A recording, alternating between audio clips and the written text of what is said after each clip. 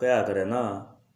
सफलता एक दिन में नहीं है मिलती, सफलता एक दिन में नहीं है मिलती, लेकिन हो अगर हौसला सब्र का, लेकिन हो अगर हौसला सब्र का, तो एक दिन ज़रूर है मिलती। तो हेलो प्यारे बच्चों, आज फिर मैं आपके सामने करंट के कुछ इंपॉर्टेंट क्वेश्चन लेके आया हूँ। तो आइए चलते हैं और डिस्कस करते हैं। तो हमारा पहला क्वेश्चन है, शहरी क्षेत्र में वन संसाधन अधिकारों को मान्यता देने वाला पहला राज्य कौन सा बना है? छत्तीसगढ़, हिमाचल प्रदेश, असम, इनमें से कोई नहीं। तो ऑप्शन ए इसका राइट होगा, छत्तीसगढ़। आइए जान लेते हैं। छत्तीसगढ़ एक शहरी क्षेत्र में सामुदायिक वन संसाधन अधिकारों को मान्यता देने वाला पहला राज्य बन गया है। राज्य सरकार ने 4127 हेक्टेयर से अधिक वनों के धमतरी जिले के निवासियों के अधिकारों को मान्यता दी है। टाइगर रिजर्वर क्षेत्र के मुख्य क्षेत्र के भीतर 5544 हेक्टेयर वन के सामुदायिक संसाधन अधिकारियों को भी मान्यता दी गई है। वन अधिकार अधिनियम 2006 के तहत सामुदायिक वन संसाधन अधिकार ग्राम सभा को पूरे समुदायों या गांव द्वारा उपयोग की जाने वाली किसी भी वन संसाधन की रक्षा, पुनर्उत्पादन या संरक्षण या प्रबंधन करने का अधिकार देता है। बघेल ने छत्तीसगढ़ में रहने वाले आदिवासी समुदायों के एक एटलस का भी अनावरण किया है और जनप्रतिनिधियों और पंचायती राज प्रणाली के सदस्यों को प्रशिक्षित करने के लिए आदिवासी क्षेत्रों के सर्वगाणीय विकास पर एक विशेष 5 भाग शिक्षण मॉड्यूल का भी अनावरण किया है। आदिवासियों का हिस्सा छत्तीसगढ़ की आबादी का 31% से अधिक है। सब जान लेते हैं छत्तीसगढ़ के बारे में। छत्तीसगढ़ के मुख्यमंत्री है भूपेश बघेल और छत्तीसगढ़ के राज्यपाल है भाई अनसुईया उइके। ओके, चलते हैं नेक्स्ट क्वेश्चन पर। नेक्स्ट क्वेश्चन है हमारा, आईसीसी ने कब के ओलंपिक में क्रिकेट को शामिल करने पर जोर दिया है? आईसीसी ने कब के ओलंपिक में क्रिकेट को शामिल करने पर जोर दिया है? ऑप्शन है आपके 2028, 2032 या 2024, इनमें से कोई नहीं। तो राइट होगा आपका ऑप्शन ए 2028। आइए जान लेते हैं। अंतर्राष्ट्रीय क्रिकेट परिषद ने पुष्टि की है कि वह 2028 लॉस एंजलिस ओलंपिक में खेलों को शामिल करने के लिए अभियान चलाएगा। उस समय तक ओलंपिक कार्यक्रमों से अनुपस्थित को समाप्त करने के लिए आईसीसी की बोली में बहु खेल आयोजनों के लिए क्रिकेट की उपयुक्तता के कई प्रदर्शन शामिल होंगे। क्रिकेट अब तक ओलंपिक में सिर्फ एक ही उपस्थिति बना चुका है, 1900 में पेरिस में, जब ग्रेट ब्रिटेन और मेजबान फ्रांस में केवल 2 टीमों ने प्रतिस्पर्धा की थी, जिसका अर्थ है कि 2028 में खेल का समावेश 128 साल की अनुपस्थिति का अंत होगा। यह खेल अगले साल बंगिमम 2022 राष्ट्रमंडल खेलों में शामिल होगा, जो इस बात के लिए एक आदर्श प्रदर्शन के रूप में आकार देता है कि खेल ओलंपिक में क्या ला सकता है। साथ ही यह अपने आप में एक महत्वपूर्ण अवसर भी होगा। तो ये तो था आपका क्रिकेट के लिए। अब जान लेते हैं नेक्स्ट क्वेश्चन के बारे में। नेक्स्ट क्वेश्चन हमारा, आईएएफ ने कहाँ पर दुनिया के सबसे ऊंचे मोबाइल एटीसी टावर में से एक का अनावरण किया है, निर्माण किया है? आईएफए ने कहाँ पर दुनिया के सबसे ऊंचे मोबाइल एटीसी टावर में से एक का अनावरण किया है? पंजाब, बी लद्दाख, सी आसाम, इनमें से कोई नहीं। तो राइट होगा आपका बी लद्दाख में। आइए जान लेते हैं। भारतीय वायुसेना ने लद्दाख के एडवांस लैंडिंग ग्राउंड में दुनिया के सबसे ऊंचे mobile air traffic control tower में से एक का निर्माण किया है।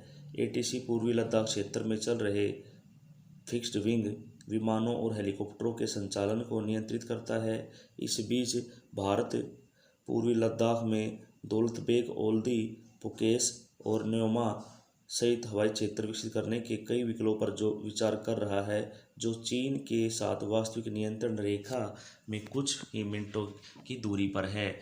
सेना ने किसी भी प्रतिकूल विमान द्वारा किसी भी हवाई घुसपैठ से निपटने के लिए ईगला मैन पोर्टेबल वायु रक्षा मिसाइलों को भी तैनात किया है। भारतीय वायुसेना नियमित रूप से पूर्वी लद्दाख में ऑपरेशन करने के लिए राफेल और मिग-29 सहित लड़ाकू विमानों को तैनात कर रही है, जहां पांगोंग, तसो और गोरा हाइटस सहित 2 स्थानों पर सैनिकों की वापसी हुई है, लेकिन दोनों पक्षों ने डी एस्केलेट नहीं मिला है।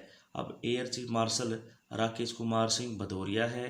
भारतीय वायु सेना की स्थापना हुई थी 8 अक्टूबर 1932 और भारतीय वायु सेना का मुख्यालय है भाई नई दिल्ली में। आप इसका स्क्रीनशॉट भी ले सकते हैं। चलते हैं नेक्स्ट क्वेश्चन पर।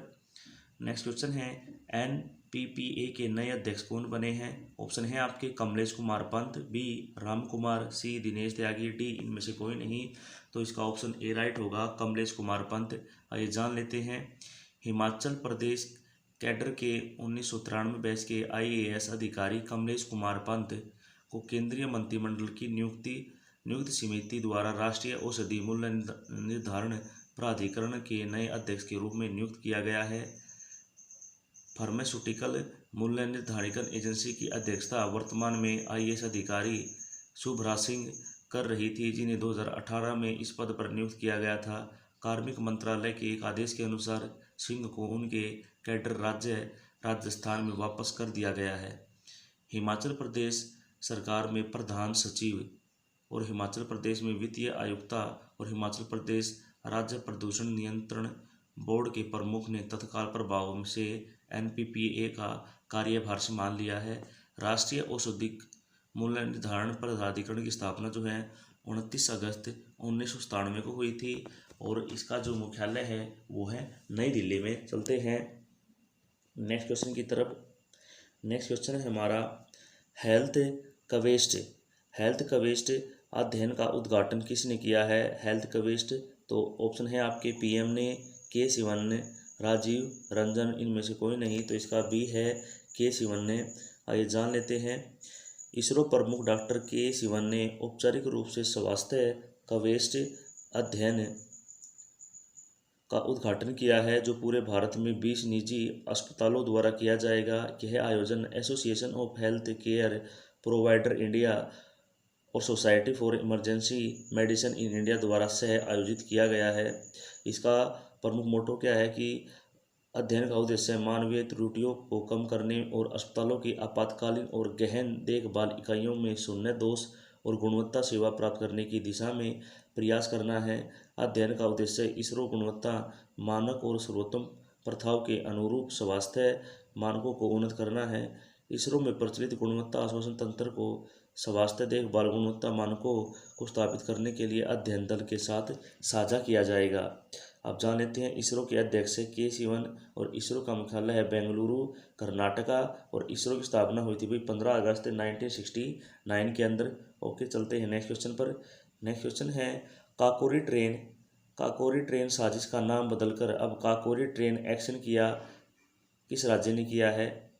ओके, तो काकोरी ट्रेन साजिश का नाम बदलकर अब काकोरी ट्रेन एक्शन किया है वो किस राज्य ने किया है भाई? ऑप्शन है आपका उत्तर प्रदेश, असम, राजस्थान, इनमें से कोई नहीं।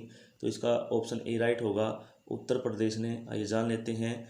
उत्तर प्रदेश सरकार ने 1925 में हथियार खरीदने के लिए काकोरी में एक ट्रेन को लूटने के आरोप में फांसी पर लटकाए गए क्रांतिकारियों को श्रद्धांजलि देते हुए एक ऐतिहासिक स्वतंत्र आंदोलन कार्यक्रम का नाम काकोरी ट्रेन एक्शन रखा है।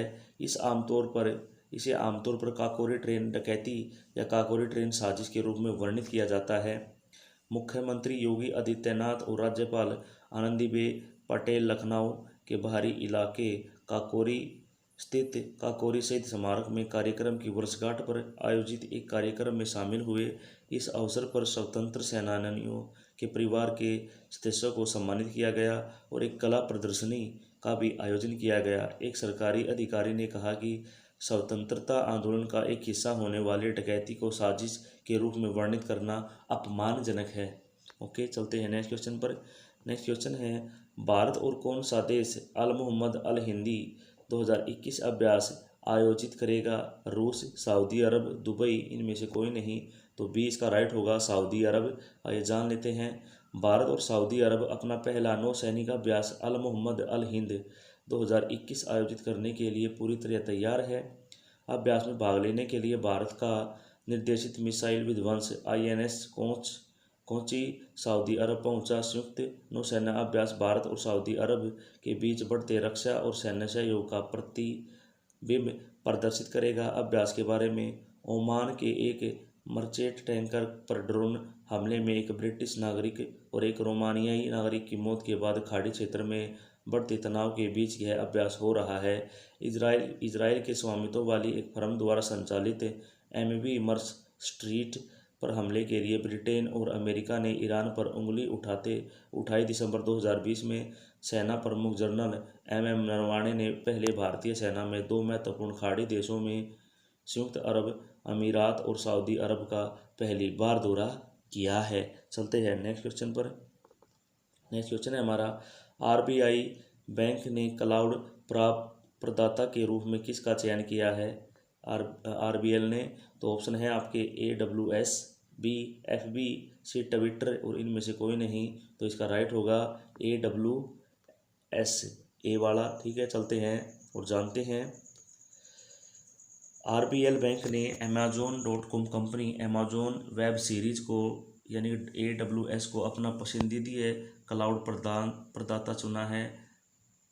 AWS आरबीएल बैंक को अपने AI संचालित बैंकिंग समाधानों को मजबूत करने और बैंक में डिजिटल परिवर्तन को बढ़ावा देने में मदद करता है, जिससे बैंक की नवीन पेशकशों में महत्वपूर्ण मूल्य जुड़ता है और लागत बचत होती है और कड़े जोखिम नियंत्रण करता है। सुविधा के बारे में जान लेते हैं या पढ़ लेना। ओके, हम इसमें बता देते हैं कि आरबीएल बैंक की स्थापना हुई थी अगस्त 1943 और आरबीएल बैंक का मुख्यालय है मुंबई और आरबीएल बैंक के एमडी है और सीईओ है विश्ववीर आहूजा। ओके, विश्ववीर आहूजा। चलते हैं नेक्स्ट क्वेश्चन पर। विश्व हाथी दिवस कब मनाया गया? तो विश्व हाथी दिवस कब मनाया गया भाई? 12 अगस्त, 13 अगस्त, 11 अगस्त, इनमें से कोई नहीं। तो ऑप्शन ए इसका राइट होगा, 12 अगस्त को। आइए जान लेते हैं। वैश्विक हाथी के बचाव और संरक्षण के लिए दुनिया भर में हर साल 12 अगस्त को विश्व हाथी दिवस मनाया जाता है। विश्व हाथी दिवस का मुख्य उद्देश्य हाथियों के संरक्षण पर जागरूकता पैदा करना और जंगली और बंदी हाथियों के बेहतर संरक्षण और प्रबंधन के लिए ज्ञान और सकारात्मक समाधान साझा करना है। दिन का इतिहास क्या है? विश्व हाथी दिवस की शुरुआत 12 अगस्त 2012 को हुई थी, जब थाईलैंड स्थित हाथी प्रजनन फाउंडेशन ने कनाडाई फिल्म निर्माता पैट्रिसिया सिमस के साथ मिलकर काम किया था। यह सिर्फ एक दिन नहीं बल्कि अपने आप में एक आंदोलन है। 2012 से सुश्री सिम विश्व हाथी दिवस का नेतृत्व कर रही है। चलते हैं नेक्स्ट क्वेश्चन पर। नेक्स्ट क्वेश्चन है हमारा, अंतर्राष्ट्रीय युवा दिवस कब मनाया गया? तो अंतर्राष्ट्रीय युवा दिवस है 12 अगस्त, 13 अगस्त, 14 अगस्त, इन और डी है, इनमें से कोई नहीं। तो ऑप्शन ए इसका राइट होगा, 12 अगस्त को। आइए जान लेते हैं। दुनिया भर में युवा मुद्दों की ओर सरकार और अन्य लोगों का ध्यान आकर्षित करने के लिए प्रतिवर्ष 12 अगस्त को अंतर्राष्ट्रीय युवा दिवस मनाया जाता है। यह दिन समाज की बेहतरी के लिए युवकों द्वारा किए गए प्रयासों को मान्यता देने के लिए मनाया जाता है। इस दिवस का उद्देश्य युवकों को शामिल करने के तरीकों को बढ़ावा देना और सकारात्मक योगदान के माध्यम से उन्हें अपने समुदायों में अधिक सक्रिय रूप में शामिल करना है। अंतर्राष्ट्रीय युवा दिवस की थीम थी, अंतर्राष्ट्रीय युवा दिवस 2021 की theme transforming food system youth innovation for human and planetary health है। यह विषय उन तरीकों पर विशेष प्रकाश डालता है जिनमें स्थानीय, राष्ट्रीय और वैश्विक स्तर पर युवा लोगों की भागीदारी राष्ट्र और बहुपक्षीय संस्थाओं और प्रक्रियाओं को समृद्ध कर रहा है। साथ ही इस बात पर भी प्रकाश डालती है कि औपचारिक संस्थागत राजनीति में उनके प्रतिनिधित्व और जुड़ाव को कैसे बढ़ाया जा सकता है। अंतर्राष्ट्रीय युवा दिवस का इतिहास 1999 में महासभा ने युवकों के लिए जिम्मेदारी मंत्रिमंडल के विश्व सम्मेलन द्वारा की गई सिफारिशों का समर्थन किया। 12 अगस्त को अंतर्राष्ट्रीय युवा दिवस घोषित किया जाए। यह दिन पहली बार 12 अगस्त 2000 को मनाया गया। यह दिन एक जागरूकता दिवस का प्रतीक है और युवकों के आसपास के सांस्कृतिक और कानूनी मुद्दों के एक सेट पर ध्यान आकर्षित करता है। ओके, चलते हैं नेक्स्ट क्वेश्चन पर। कैसीफाई ने किसको बनाया अपना पहला ब्रांड एम्बेसडर? तो राजकुमार राव, अक्षय कुमार, सलमान खान, डी इनमें से कोई नहीं। तो तस्वीर आपने देख ही ली होगी। तो किसको बनाया है? राजकुमार राव को। आइए जान लेते हैं। कैसीफाई ने घोषणा की है कि उसने राजकुमार राव को अपना पहला ब्रांड एम्बेसडर नियुक्त किया है। अभिनेता ने कंपनी के साथ एक बहुवर्षीय अनुबंधन पर हस्ताक्षर किए हैं और वह विशेष रूप से स्मार्टफोन बाया बैंक श्रेणी के लिए अभियानों और प्रचारों गतिविधियों के माध्यम से डिजिटल मीडिया प्लेटफॉर्म पर उत्पादनों को बढ़ावा देंगे।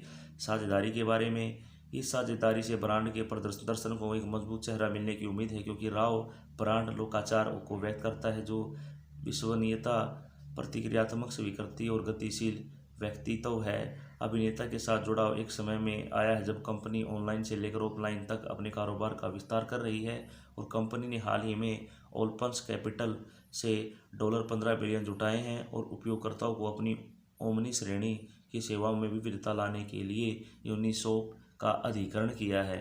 चलते हैं नेक्स्ट क्वेश्चन पर। नेक्स्ट क्वेश्चन है हमारा, आसियान क्षेत्रीय मंच मंत्रिमंडल की कौन सी बैठक थी? जो आसियाना क्षेत्रीय मंच मंत्री स्तरीय की बैठक हुई वो कौन सी थी? तो ऑप्शन है आपके 27वीं, 28वीं, 26वीं, डी इनमें से कोई नहीं। तो ऑप्शन राइट होगा इसका बी, 28वीं। ओके, जान लेते हैं। विदेश राज्य मंत्री डॉक्टर राजकुमार रंजन सिंह ने 28वें आसियानी क्षेत्रीय मंच के विदेशी मंत्रिमंडल की बैठक में भारत के प्रतिनिधिमंडल का नेतृत्व किया। बैठक बेरूनी दारुसलेम की अध्यक्षता में हुई। ARF सदस्य देशों ने अंतर्राष्ट्रीय और क्षेत्रीय मुद्दों के साथ साथ ARF की भविष्य की दिशा पर विचारों का आदान प्रदान किया। डॉक्टर सिंह ने हिंद प्रशांत आतंकवाद के खतरे, समुद्री क्षेत्र में UNCLOS के महत्व और साइबर सुरक्षा पर भारत के दृष्टिकोण को प्रदर्शित किया है। अब बैठक के बारे में जान लेते हैं। ARF मंत्रियों ने युवा शक्ति और सुरक्षा एजेंडों को बढ़ावा देने पर एक संयुक्त वक्तव्य को अपनाया। गतिविधियों और पहलों में सक्रिय रूप से संलग्न है। आतंकवाद विरोधी सूचना और संचार प्रौद्योगिकी, आपदा राहत आदि।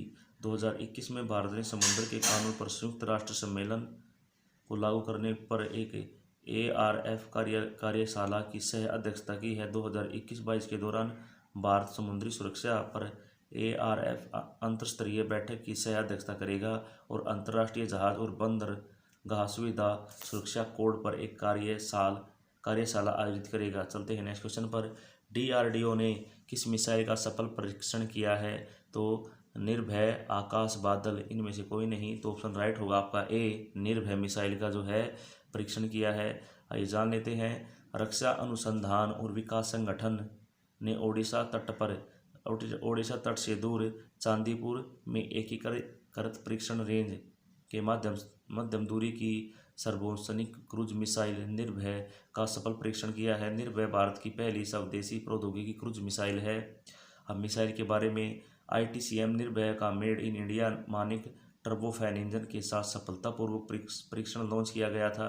यह स्वदेशी बूस्टर इंजन के साथ मिसाइल का पहला सफल परीक्षण था। यह 200 से 300 किलोग्राम के पारंपरिक और परमाणु दोनों हथियारों का उपयोग कर सकता है। मिसाइल को कई प्लेटफॉर्म से लॉन्च किया जा सकता है। ITCM निर्भय 0.7 से 0.9 मैच की गति से या ध्वनि की गति से 4 से 7 गुना तेजी गति से यात्रा कर सकता है।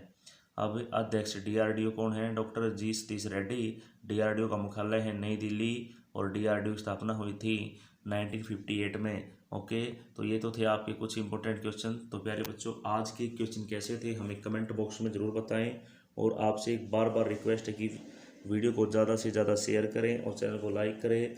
ओके, और चैनल को सब्सक्राइब भी कर लें। कल फिर मिलते हैं हम इसी प्रकार की एक नई वीडियो के साथ। तब तक के लिए प्यारे बच्चों को बाय।